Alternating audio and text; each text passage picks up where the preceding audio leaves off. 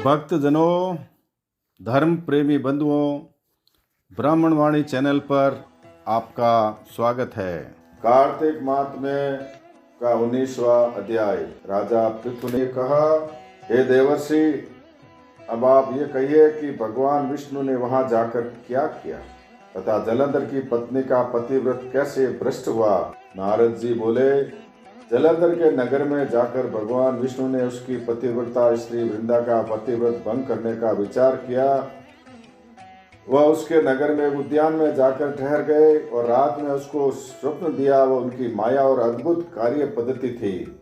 और फिर उनकी माया द्वारा जलंधर पत्नी पतिव्रता वृंदा ने रात में ये स्वप्न देखा कि उसका पति काले रंग के फूलों की माला पहने हुए तथा उसके चमू और हिंसक जीव है। वो सिर मुंडाए हुए अंधकार में दक्षिण दिशा की ओर जा रहा है। उसने अपने नगर को समुद्र में डूबा हुआ देखा और इस प्रकार के बहुत से भयानक सपने देखे। फिर तत्काल ही वो जाग पड़ी और स्वप्नों के संबंध में विचार करने लगी। इतने में सूर्य को उदय होता हुआ देखा तो उसमें उसे एक छिद्र दिखाई दिया तथा वह कांतिहीन था। उससे उसने अनिष्ट जाना। वह भयभीत होकर रोने लगी। वो छज्जे पर गई, अटारी पर चढ़ी, भूमि पर उतरी, मगर उसको कहीं भी शांति प्रदान न हुई। फिर वो अपनी 2 सखियों को साथ लेकर उपवन में गई, परंतु वहां पर भी उसको चैन न पड़ी। फिर वह जंगल में निकल गई, मगर वहां पर भी उसको चैन न आया। वन में उसने सिंह के समान 2 भयंकर राक्षसों को देखा, जिससे वह अत्यंत भयभीत होकर वहां से भागने लगी।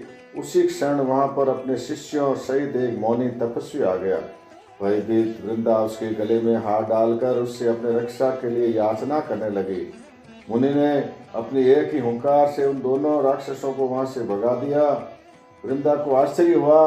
वो भय से मुक्त होकर मुनिनाथ को हाथ जोड़कर प्रणाम करने लगी और कृतज्ञता का ज्ञापन किया। फिर उसने मुनि से अपने युद्धरत पति के संबंध में उसकी कुशल क्षेम का प्रश्न किया। मुनि ने मौन होकर आगे पीछे देखकर कुछ कहना ही चाहा। उसी समय 2 वानर मुनि के समक्ष आकर हाथ जोड़कर खड़े हो गए और ज्यों ही मुनि ने भ्रिकुटी संकेत किया, त्यों ही वह उड़कर आकाश में चले गए।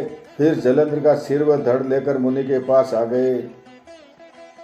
तब वृंदा अपने पति को मृत हुआ जानकर मूर्छित हो पृथ्वी पर गिर पड़ी और अनेक प्रकार के वचन कहकर दारुण विलाप करने लगी।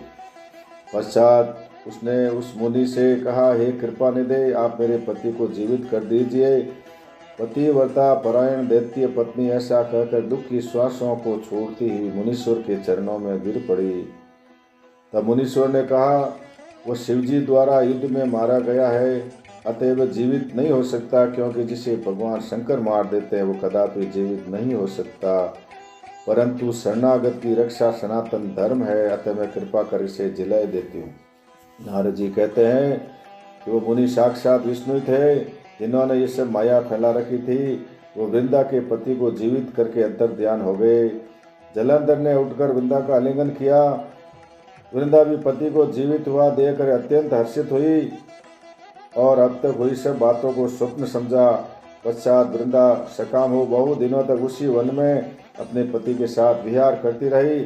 फिर एक दिन उसने भगवान विष्णु को पहचान लिया और उन्हें ताड़ित करते हुए बोली, हे पराई स्त्री के गमन करने वाले विष्णु, तुम्हारे शील को धिक्कार है। मैंने जान लिया है कि ये मायाई तपस्वी तुम ही थे। ये राजन, ऐसा कहकर परम क्रुद्ध हो पतिव्रता वृंदा ने अपने तेज को प्रकट करते हुए शाप दिया, जो तुमने अपनी माया से 2 राक्षस मुझे दिखाए हैं, वही दोनों राक्षस किसी समय तुम्हारी भी स्त्री का हरण करेंगे और उसके विरह में दुखी होकर तुम वानरों की सहायता से वन में भ्रमण करोगे और ये सर्वेश्वर इस समय तुम्हारा शिष्य बना है, ये वहाँ तुम्हारा साथी रहेगा। ऐसा कहकर पतिव्रता वृंदा भगवान विष्णु के लाख मना करने पर भी अग्नि में प्रवेश कर गई। ब्रह्मा आदि देवता आकाश से उसका प्रवेश देखते रहे। वृंदा के शरीर का तेज श्री पार्वती जी के शरीर में चला गया और आकाश से जय जय शब्द होने लगे। पतिव्रत धर्म के प्रभाव से वृंदा ने मुक्ति प्राप्त की। हे कृष्ण गोविंद हरे मुरारी, हे नाथ नारायण वासुदेवा।